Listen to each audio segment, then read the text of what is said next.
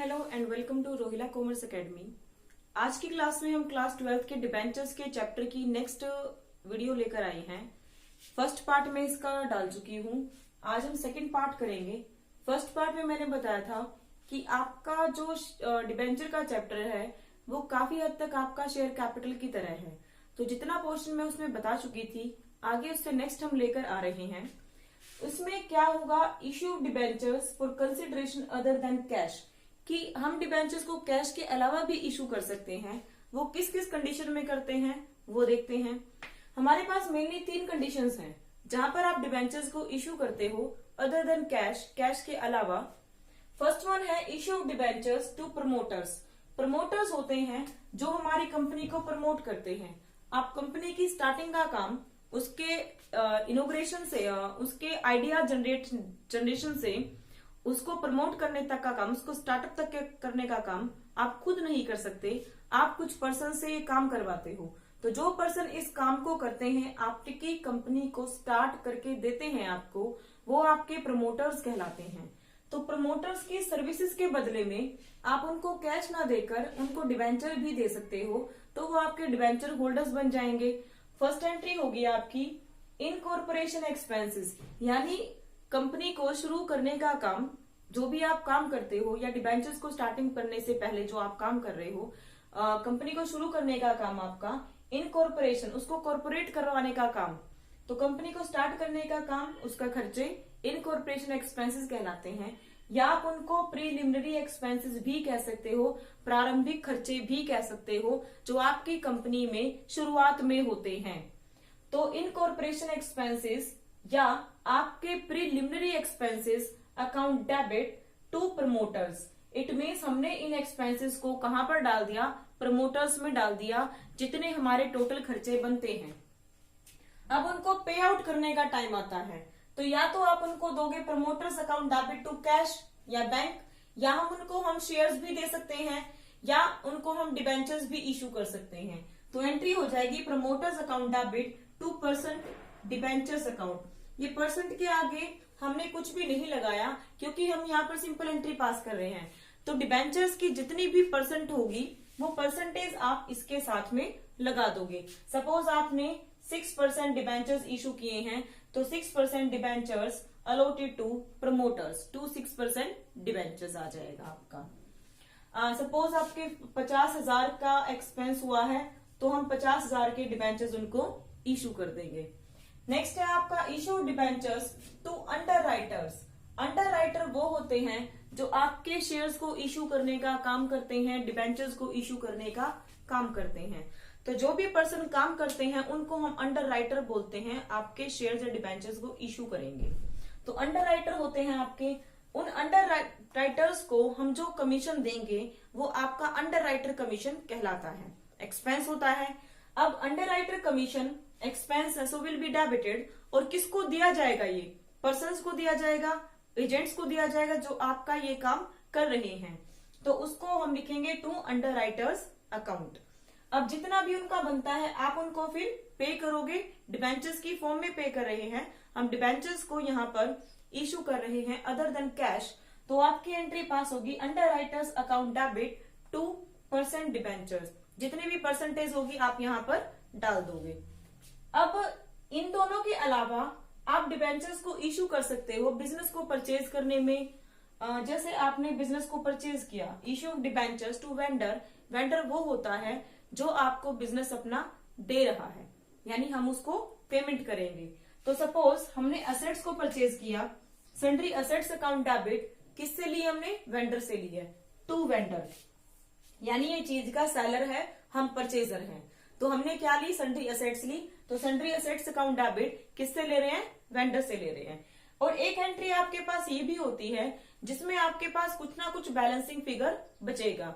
आप उसमें बिजनेस को परचेज करते हो, तो बिजनेस को परचेज करने का मेयरली ये मतलब नहीं है कि आपने सिर्फ असेट्स को परचेज किया। हम उसकी असेट्स भी ले रहे हैं, हम उसकी लायबिलिटीज भी ले रहे हैं, दोनों चीजें हम उसकी ले रहे हैं। तो sundry assets account debit to sundry liabilities, जितना उसका परचेज कंसिडरेशन बनता है टू वेंडर, 30 लाख 40 लाख जितना भी बनता है।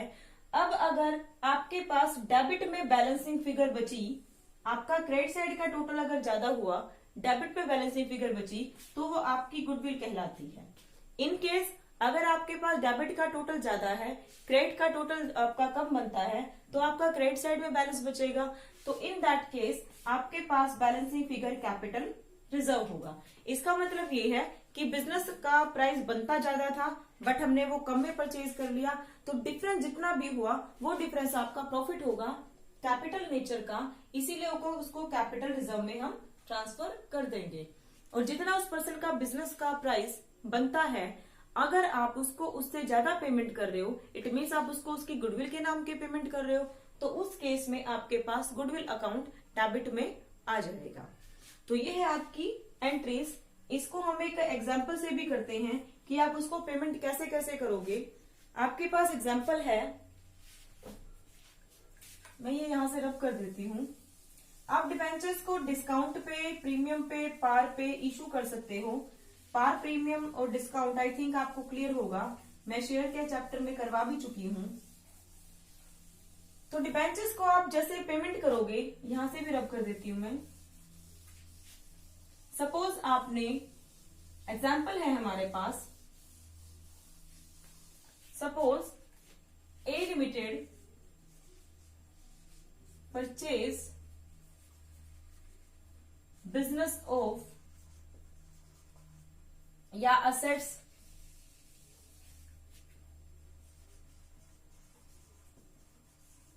ऑफ ₹9,90,000। 9,90,000 में हम उसकी एसेट्स को परचेज करते हैं और पेमेंट करेंगे डिबेंचर्स में। 10 रुपये का एक डिबेंचर है, पार पे भी पेमेंट करो, 10% प्रीमियम पे करो और 10% के डिस्काउंट पे करो। तो इन तीनों केसेस में हम उसको पेमेंट करेंगे। क्या एंट्री पास करोगे? फर्स्ट ऑफ ऑल तो आपकी एंट्री कॉमन होगी, हमने एसेट्स को परचेज किया, हमें नहीं पता हमने कितने एसेट्स परचेज की, तो एंट्री हो जाएगी आपकी sundry assets account debit to, किससे परचेज की हमने? A limited purchase assets of B limited कर देते हैं भैया, टू बी लिमिटेड। आपने 9,90,000 की एसेट्स को परचेज किया, अब हम उनको पेमेंट करेंगे, तो ये एंट्री आपकी होती है, ये कॉमन है। अब फर्स्ट केस क्या है, हम डिबेंचर्स को पेमेंट कर रहे हैं पार पे। 10 रुपए का डिबेंचर है, 10 में ही हमने उसको इश्यू किया, तो किसको दे रहे हैं हम? B limited debit to, suppose हम उनको डिबेंचर्स इशू कर रहे हैं 9% डिबेंचर्स टू 9% डिबेंचर्स। तो 9,90,000 आपके डिबेंचर अमाउंट है, उसको 10 से डिवाइड कर दो, आपके पास डिबेंचर बनते हैं 99,000। तो 99,000 आपका 10 का एक है, तो हम पेमेंट कितनी करते हैं? 9,90,000 की।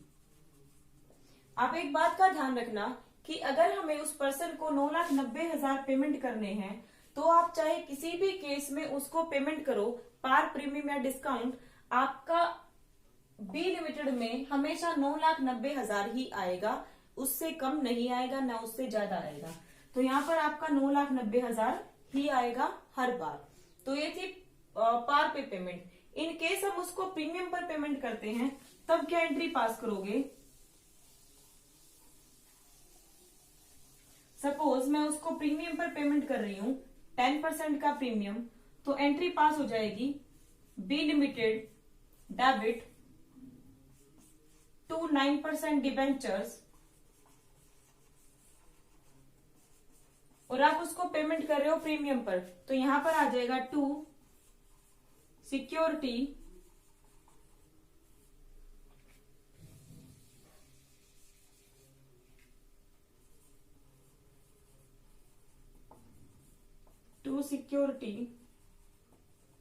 Premium reserve account. 9,90,000 को हम 10 रुपए के 10% के प्रीमियम पर इशू कर रहे हैं, तो 10 रुपीज का आपका डिबेंचर इसका 10% आपका 1 रुपी। इट मीन्स आप उसको कितने का डिबेंचर इशू कर रहे हो? 11 का। आप यहाँ 11 से डिवाइड करोगे तो आपके पास यहाँ पर डिबेंचर्स की संख्या आ जाएगी, क्वांटिटी आ जाएगी 90,000। इट मीन्स हम उसको कितने नंबर ऑफ डिबेंचर इशू कर रहे हैं? 90,000। और कितने में?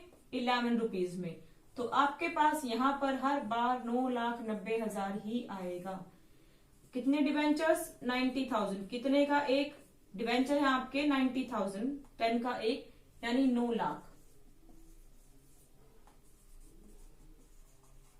और कितने का प्रीमियम? 1 रुपी का प्रीमियम, तो यहाँ पर आ जाएगा 90,000। इन दोनों को टोटल करके आपका 9,90,000 ही बनता है।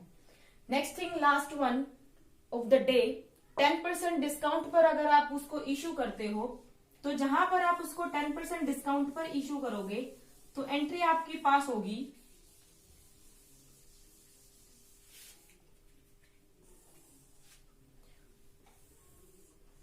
आपका 10 का डिबेंचर, 10% का डिस्काउंट मीन्स आप उसको 9 रुपए का डिबेंचर इशू कर रहे हो। इशू प्राइस आपका 9 रुपीज है, तो एंट्री पास हो जाएगी बी लिमिटेड डेबिट। डिस्काउंट होगा तो डेबिट साइड में लिखा जाएगा discount on issue of debenture account debit to 9% debenture हम उसको इशू कर रहे हैं।